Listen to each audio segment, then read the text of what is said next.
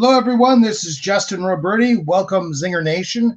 Today we have a great guest coming on, Pradeep Goel, who is one of the co-founders of Solve.Care, which is helping to make a difference in the Ukraine by it's doing an NFT drop to raise money for shelters that they already are supporting in Ukraine. It's been an interesting week. Just a couple of days ago, the Ukraine government actually operationalized its own NFT website to list links and images of everything that's available on OpenSea. NFTs can be bought on the platform using Ethereum. So basically, it really is just another example of how when things become difficult in the world, crypto has become and blockchain has become part of the solution rather than just part of the challenge around it. So anyway, I really wanted to talk to somebody who's making a difference on a ground level there. So let's go ahead and bring in Pradeep. Hi, Pradeep. How are you? Hello, Justin. It's a pleasure to meet you, and thank you for having me on the show. Our pleasure. Thank you for joining us. And you're having to join us from an airport. You're traveling right now. I just flew in from Ukraine, and our flight was late. And actually, I drove from Ukraine to Hungary, and then Hungary to Toronto. And I'm at the airport because I didn't have enough time to get through the airport before the show started. And so people should understand the reality is you were already doing the basis of Solve.Care was already doing most of its work and had its blockchain team based in Ukraine to begin with. Tell me about how this went down and how you went from doing blockchain, I believe, medical records or a medical platform on blockchain to switching over to doing these shelters, and then how that pivoted when there was the brutal invasion by Russia of Ukraine. Justin, it's been an amazing journey, and every day it gets more interesting. But we started Solve.Care 5 years ago, and yes, we had a significant team in Kiev. My main operational headquarters are in Kiev, although we have teams around the world. And right before the war started, I began to plan ahead. About 3-4 weeks before the war began, we organized a plan just in case things go wrong.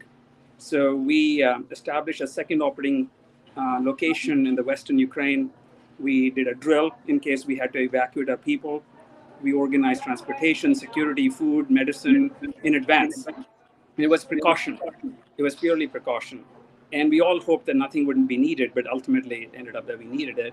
So we activated our plan, evacuated the entire team immediately with their families, with their pets.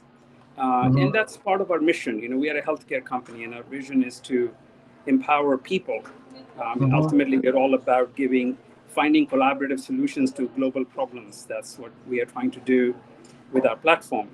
So it made sense for our corporate mission to apply it to our own people. When we did that, we were very fortunate that we escaped the heavy bombardment and the missile attacks and the atrocities that people had to face later on in Irpin and Bucha. But we were very lucky. I got everybody out at the drop of a hat. So we took it upon ourselves to take advantage of our good fortune and good planning. And we decided that we're going to not sit idle. We're going to do something to help those who are not so fortunate as us. So we started with the idea of standing up shelters, which would allow people to find place of refuge as they escaped the East. So I cultivated a relationship with the local government. And long story short, today we have 9 shelters, 1,100 beds that we have stood up, and the communities operate them. And we have a very large population of Ukrainian families staying in our shelters every day. So that's how it all came about. Right. That's amazing. And now, if I'm following correctly, you were already working on the shelters to some degree. Is that because of the invasion of Crimea that you had shelters already set up, or they were? It sounded like in your press release like they preceded the war or the invasion. Is that correct, or are they something you pivoted to just for the invasion of Ukraine by Russia? No, we did not have any such. We are an IT company, right? We are not an aid organization, and we had no inkling of that we would be doing this, till February 23rd, February 24th. It was purely a pivot for the organization. We are an IT company. We're very good at organization, project management, agile thinking, agile execution. And when you think about blockchain is all about collaborative problem solving. It's about communities of people working together to solve large issues. And whether you fix healthcare, medical records, or you deal with refugees, it's a collaborative community mindset. So we activated a new plan on February 25th, the day after the war, to pivot my team. And my philosophy was that instead of waiting for deaths to come our way, instead of being fearful, let's not be fearful. Let's actually help others. And I saw fear in my people's faces. And I said, look, we're going to pivot to helping. So the idea of the shelters came after the war began. And we stood up 9 shelters from scratch in the last 7-8 weeks. Wow, that's great. And so the back and forth, I imagine that you are assuming some level of risk yourself. Of course, it's no small thing to get in and out of Ukraine right now, I'd imagine. It's a long day. One drives from the west. Our shelters are located in the western side of Ukraine, south of Lviv. We are near many borders: Hungary, Romania, Slovakia, and Poland. And from our shelters, people can go to any of these countries. So that's why we chose that location. It's also a location I wanted my people to be in the event of the war. So long and short of it is that, yes, you first drive several hours to the nearest country, Warsaw, Budapest, and then from there you catch a flight to somewhere in Europe, and then from there you connect to US. 24 hours solid before you can land on the US soil. How many times have you been back and forth? I haven't been back too often. I'm staying put with my team. I don't want to be far from them. But this is my second trip home since the war began. I want to see my kids and wife, but I haven't seen them in weeks. And in a week's time, I'm heading back. Right. It must be incredible. I mean, the level of stress that the people you're working with must be under right now. I've not experienced anything like that. I can't imagine, really. So Justin, there's enormous stress, and what we hear and see from kids coming through, parents, mothers, because most of our shelters are women and children. Men are either fighting or are in the territorial defense units. And what they tell us is heartbreaking. It is very difficult for my team. But at the same time, we see the strength of these people. So I would say 3 things. It's tough, extremely tough, especially when you hear about the barbaric stories, especially when you see the fear in a child's eyes, or when they tell you what happened to their parents in front of their eyes, or what happened to their sister in front of their eyes. These are not stories you can share with your children. These are barbaric atrocities. But at the same time, we have a mission to give people hope. So we have 3 principles. We tell everyone who comes to a shelter, you're not a refugee. You are a Ukrainian on Ukrainian land. You are at home, just far from home. You're among friends. So you don't think of yourself as a refugee. You just are, you're away from home, but you're visiting friends as best as we can make it. Second, all the shelters are run by local communities. We don't run them. We set them up. We supply everything we needed: food, medicine, supplies, beds, linens, everything. But we enlist local high school students as volunteers. We enlist nurses, principals, teachers. And you should see the pride in their faces. They are so proud to be able to do something to help each other. So Ukrainians are very resourceful people, and they're not helpless. You just need to help them a little bit, and they take it a long ways. And you can see that in their resilience, right? So we are seeing the joy in the community. I mean, our shelters aren't places of grief. People come there 2-3 days, they are suffering, then they pick themselves up, they work in the kitchen, they work in the registration desk, they drive the car to the minivans to move food around. They do something. People don't lie around in beds crying. We have 3 grandmothers who have lost every single member of their family. All their children, grandchildren were killed. So they are without any family. And those 3 women serve as, paternal grandmothers of the shelter. They're counselors. They are advising everybody to keep their chin up. So it's pretty amazing. So our shelters are not places of despair. They're places of hope. And the third thing that I'll say is that we've been supported by the blockchain community and the crypto community. we built the first 3-4 shelters with our own money. But then when people saw us doing things on the ground, then they started to jump in. So we've had a lot of support from the Government Blockchain Association, which is a industry association in Washington, D.C. They have really jumped in and helped us with our NFT auction, with our various promotions. So look, we all are Ukrainians right now. What Ukrainians have shown us is that they are fighting for something that we all deeply hold dear. Sure. I'm not a political person, but I'm there because I have no other choice but to support my team and to support people who I believe are showing us the way how to be. So we are doing this not because we're an aid company, we're just an IT company, but we are doing what blockchain is supposed to do: solve big problems. Right. That makes a lot of sense. And of course, now that leads us to the NFT drop that you had roughly a week ago. I'm going to put images of a couple of these NFTs up on the screen. And why don't you tell me a little bit about the NFT run?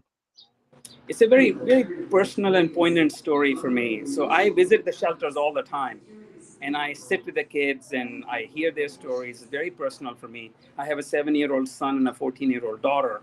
In fact, about 3 weeks ago, my daughter came to the shelters to Ukraine on her spring break and spent a week with me in the shelters. So these kids are very important to me, but they are the future.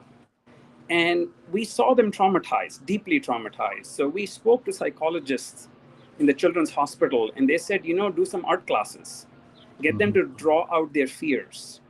So we started to run master classes every day for the kids, aged between 3 and 19. And we started to see the art they were producing, and we started to see the pain and the emotion that they're suppressing or they're holding inside. So the idea came that this is actual human beings who are in our shelters, who are deeply traumatized or affected by the war. And I wanted to share and preserve their memories. So the reason to create the NFT was to not let these memories be forgotten. The war will end one day, but I want to remember what it did to this generation so we can repair, heal, nurture them. So the idea of the NFT came from, let's protect and preserve this memory. And then, of course, the GBA team said to us, the Government Blockchain Association said to us, if we have these NFTs, why don't we talk about auctioning them for the benefit of the kids? So we went and talked to every parent. We asked them, hey, are you okay with us, taking your child's art and publishing it as an NFT? And those parents who agreed, their art we converted into NFTs. But more importantly, with every art, we actually interview the child. And we have an audio recording of that interview and why that child drew that photo. What were they trying to say? Who are they drawing it for? What is the message? And that audio is part of the NFT, and it's very personal. It's extremely touching when you hear the stories of these children. So that's why we thought, okay, we will preserve their memories. We will help them overcome their pain. And we will also get the crypto and the global community to help, even if they can't be in Ukraine like us. If you can't come to Ukraine, it's too dangerous. Fine, I get that. But at least you can be part of the journey to heal and help. Yeah, I think that's really interesting. And I was looking at the page in OpenSea, which I'll just go ahead and put in our chat right now if people want to take a look at it. But so go ahead and check out the NFTs that they posted about a week ago. Are these all one of ones? There seems to be about it's between 8 and 12. They're all based on kids' art. And I saw what you were talking about in terms of having the, playing an interview of the child describing what the story was about. You showed that in at least 1 or 2 examples that you have posted. So how many NFTs overall? Are these all one of ones? We have a lot of NFTs that we are preparing. And again, our rule is simple. We must have parental consent. We must have parental consent in writing. We must have an interview with the child. And we want to make sure that with those 2 things we publish. The amount of NFTs we have in the pipeline are quite a few, but each NFT is marked with a child's name and their age. So, and it's very, very personal and unique. So right now, I believe we have 9, but there's many more coming. Okay, so your intention right now, you're posting 9 and you're selling only one version of each one. You don't have like a run of several hundred, 1,000 of each one. So it's all original artwork, all original children's artwork, which is really pretty vivid. And as you were talking about, I kind of grabbed it. If I could have had the video downloaded ahead of time, I would actually play it. But I've got another image that shows you can see the captioning on the screen as this girl tells this story of what's going on in her image, and partially because I have kids and I like children's art, but they seem very powerful. But your intention is to continue to follow up by adding others. Are you going to treat it like you're doing another generation of these or another drop in the next couple of months, or do you know? Within days, we will publish a new set of images by a different group of children. Because there's a significant, hundreds of families come every week and several hundred leave. Right. So we have, and each time the story is different. I will tell you one very poignant story. There was a child in a hospital and the nurse was taking care of him. And when the bomb started to fall, this is in the East, the nurse could not reach the parents. So she made a decision to grab the child and run. Right. So she drove for several days through various obstacles, and she arrived at a shelter with this kid. That's not her own. So we, of course, took them in, and then we set about searching for parents, and we couldn't reach them. Their phones were off. We didn't know they were alive. The child was, taken care of by the community and by the nurse. And then about 2 days ago, we were able to connect with the parents. And the parents are alive, and they were desperately searching for their kid. And they were extremely happy to hear that their kid is alive. And we then organized a secure transport for the nurse and the kid to go meet the parents who were in a different city. And that whole experience, my team was laughing, crying, high-fiving, and at the same time, it was heartbreaking, right? But the fact that we found the parents was amazing for us. So that child's art we are preparing to put up, right? But we want to make sure the parents give us consent. So those kind of stories, we want to capture not just the art, but the story behind the art is what we're really trying to do. Right. And it's very interesting. I mean, there's a lot of talk about how NFTs are a way of building communities and what the utility will be. Here, folks, the utility could not be any more clear. We are dealing with matters of life or death, are we not, Pradeep? We are. And, some of these kids, what they have seen, there's one girl whose entire family was murdered in front of her. She made this beautiful art where the bombs are being broken in half by a Ukrainian child, saying no more war, no more killing. We don't have any guardian who can give us permission for her art. And it's my rule that without guardian, we will not put an NFT up. But those are memories that I will never, ever forget. And I want the world to preserve them. Whenever we can find her grandmother, we know she has a grandmother somewhere. We will seek to put that up as an NFT as well. And it'll be one of the ones I'll personally bid on. Because that kid, is very important to me, very special for me. I look over her whenever I go to the shelters. From an operational point of view, obviously you have to supply 9 shelters, and this must be uncommonly complicated. There must be challenges very, very much unique to the situation. What is your impression on the ground, and has being crypto native helped you get things and Solve.Care get things done more easily? Absolutely. I think our mindset was that of a community solutions rather than top-down solutions. So let me give you 3 examples of how it helped us. On February 25th, when we decided that we're going to do something to help others, and the inspiration came because my team and I went to the train station anticipating a mass of people coming off the train, and they did. And they were dazed, shocked, battered, frightened. The city had no plans for them. There was nobody prepared to do anything. I ran to the mayor's office that morning, 9 o'clock. I said to him, listen, Mr. Mayor, you're going to have an influx of people that you don't know what to do with. Give me a school, any school, old buildings, new building, doesn't matter. Let me convert that into a shelter. And I reached out to my entire community of, my LinkedIn community, my crypto community, and I told them I'm going to set up a shelter. The mayor gave us a dilapidated building, really building that had not been in function since 1992, since the Soviet Union fell apart. no running water, broken windows. We took 72 hours and we turned that into a habitable shelter. We installed boilers, we fixed pipes, we fixed electricity, we put doors back up. 3 days. And we had the shelter ready with 100 people. As soon as we built it, filled up. Then I went back to the mayor. Mayor, you take shelter number 1. You appoint a director or a principal to do it. Hi. And I'm so sorry. We can't actually have anyone in with a sorry, camera. I'm on a live camera. We can't if you want to go outside, Okay. you can do that. Justin, I'm being asked to move by the airport security. Give me Okay. a minute. That's understandable. Do you have to leave? Yes. You don't have to leave the security area, do you? Yeah, I am in the COVID testing area. Okay. Okay. Well, we'll wrap up in just a few minutes for you here. We very much appreciate you taking the time to speak with us. So that's incredible. But you think that, I mean, you know, Ukraine was still kind of on the fence about its crypto policy before the invasion, and it seems like it has had a practical test case here in terms of being able to expedite donations, expedite delivering aid to people. So in terms of maintaining your own kind of seamless, functionality as a company, has been being part of the crypto community been helpful to that equation?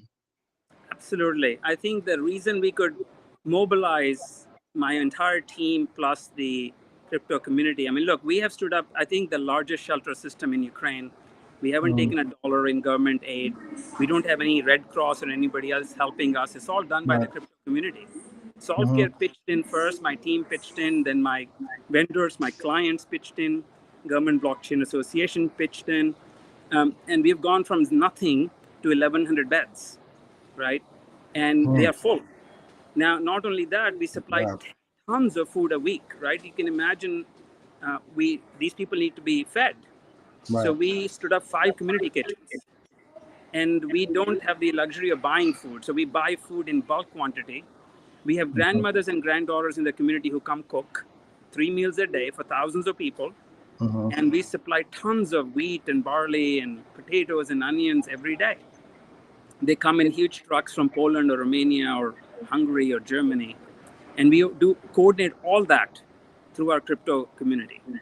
You know, we have a wonderful friend who is part of the BSV chain, the BSV project, and they supplied us food from Poland. We have people from Canada, where I am right now, supporting us. So, look, we have mobilized a global organization without ever being a global organization, because the crypto world moves very fast. When we are used to working 24/7, as you well know.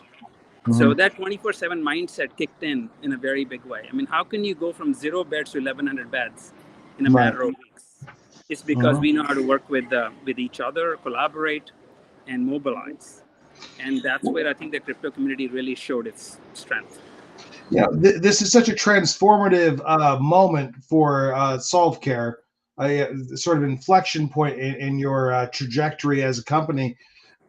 Do you think it affects the direction overall? I mean, how it's kind of hard to look at something this extreme as being just kind of a side journey. Do you think it affects where you will be going? After the war is hopefully quickly won. So I would say 3 things. One, it has certainly strengthened my team. The pride in their faces is unbelievable. We were always good, but now we are amazing. The second thing is that we are really able to help thousands of people. That's a very big impact on humanity. We are literally housing thousands of people a day. And the third thing is that our core mission to build a healthcare platform is even more relevant. It's health and wellness is a human need. It's a human right. I don't believe that health is a luxury for any of us. Right. So now we are even more convinced that a patient-centric platform where privacy and rights of the patient are enforced, it applies both in peace times and in crisis. So in that regard, we are achieving enormous, impact. So we're going to continue to do that. Right. We've got just a few minutes left, and thank you so much for taking the time at the airport to speak with us. If people want to get involved and support your mission, obviously they can participate in the NFT sale. What action should people take, Pradeep? Where do you want people to go? Where do you want them to look? So I think first is that the NFTs do capture a human movement, a human impact story, which I think it makes it very unique. This is not a series, so we definitely want you to come bid, but that's just the very tangible thing you can do to help these kids on the ground, because everything you do with the NFTs flows 100% back to them, and blacks to the shelter. So that's is even beyond money, it's a show of support that you care, and that matters more to these kids than the number of Bitcoin that you might spend. But whatever you do spend will go right back to them, feeding them, housing them, finding their parents, or reconnecting them with their grandparents, if whoever is alive in their family now. So those are really human impact. And I think crypto is all about humanity. So let's seize the moment. In terms of when you think about the bigger impact, we can, the need for platforms where we can manage crisis of this magnitude, where we can have security and patient information and portability. Because you can imagine we are dealing with such a crisis right now where we don't know what kids' medicines were when they ran from their home. We don't know what their allergy conditions are. We don't know whether they need some life-saving drugs, because kids don't know. And they're without guardians. So how do we deal with all that? So we need to think about a more global solution where platform like Solve.Care or other platforms can provide persistent, reliable, immutable information, and where we can enforce their privacy. These are really big deal. This is a big deal that we have to deal with. So to answer your question, we are more committed than ever. Not that we were never not committed, but we are 100% more committed to saying that Solve.Care's mission that was before the war is even more important during and after the war. So my team is very much, I think, energized, proud, but also realizing that what we are doing can save lives. So we are going to stay the course. We will stay the course. What have you learned from this experience, Pradeep? I imagine this has been a unique experience. It's one of the those experiences that try or define people's lives by reputation. What has been, and I can see that you're just kind of going back and forth, probably without a lot of time to reflect as it's happening. But what has stood out to you? What has surprised you, or what kind of key takeaway have you learned from this? So I do reflect on the long flights. Sure. And I would say that the biggest thing that I've learned is that when we do collaborate, we can overcome amazingly complex problems, but it does require a coordination. Random collaboration doesn't work. You have to have a orchestrated coordination.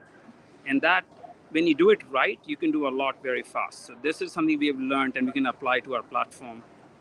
The second thing that I've learned is that the healthcare solution, in peacetime, we can say it's good enough, but when things break loose, whether it's pandemic or war or famine, things get really dicey really fast. So you got to think ahead and make solutions that work, not just for peacetime, but for bad times as well. And I think that's going to be a key driver of our platform capability moving ahead. And the third thing that I will say is that you got to engage the community. The reason we have so many shelters running so well is because we engage the community. Now, blockchain community for funding, but local community for operating. Right. Every shelter has armies of grandmothers, granddaughters, volunteers, high school kids, teachers, principals, doctors who are collaborating, priests, truck drivers, ambulance drivers. We have everybody bound into a community, a proud community. And blockchain concept is all about community-driven organizations are more flexible, they are more adaptive, they respond better. Centralized organizations tend to be slow, bureaucratic, and don't always respond to the need of the hour because they are disconnected from both the problem and the solution.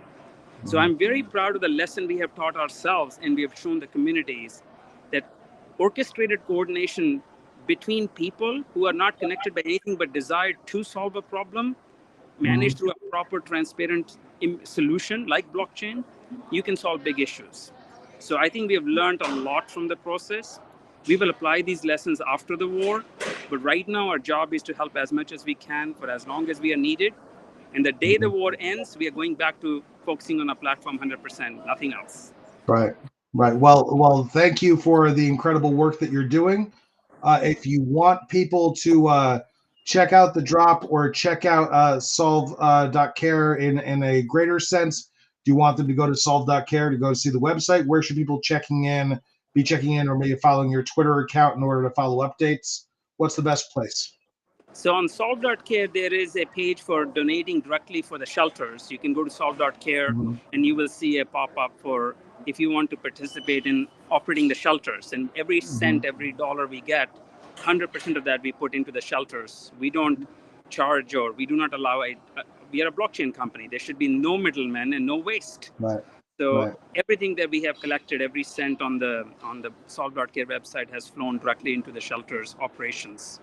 Now, on OpenSea, we have the NFTs for Care Shelter, which are also a place where you can buy the art.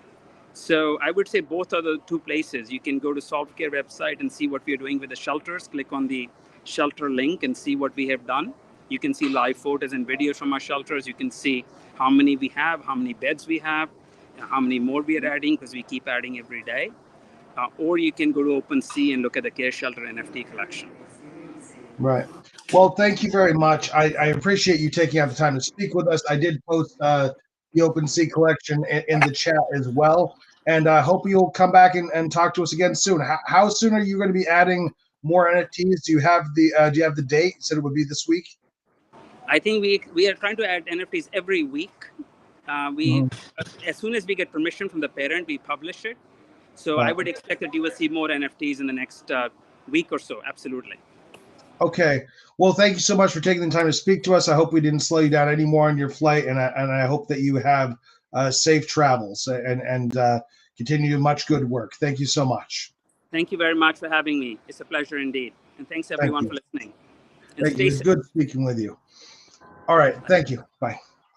All right. So that was great. I mean, honestly, guys, I know that there are a lot of different ways that you've seen Ukraine immediately started accepting donations in crypto, and now, of course, in NFTs as of just a couple of days ago.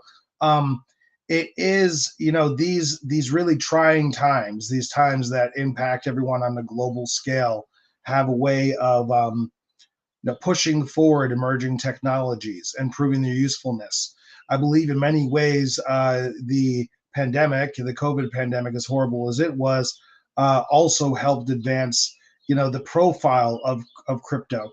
So in the interest of supporting the great people of Ukraine and saving lives, and also in the interest of continuing to advance a very useful case of crypto and making everyone familiar with it, please go ahead and support these and other Ukraine government approved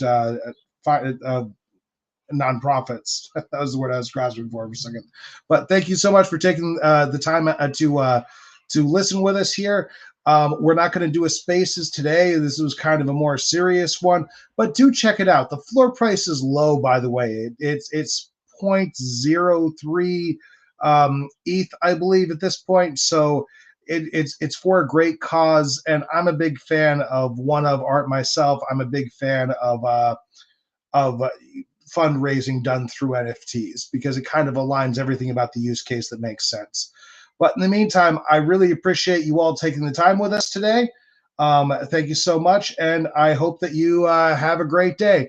Thank you, everyone. Please like and subscribe if you've gotten this far. Go ahead and follow me on Twitter if you like, and by all means, check out Solve.Care. It sounds like they're doing some really incredible things as well. Even more important than just doing a little podcast here in the United States. But so please do check them out and support them. Thank you, everyone. Take care.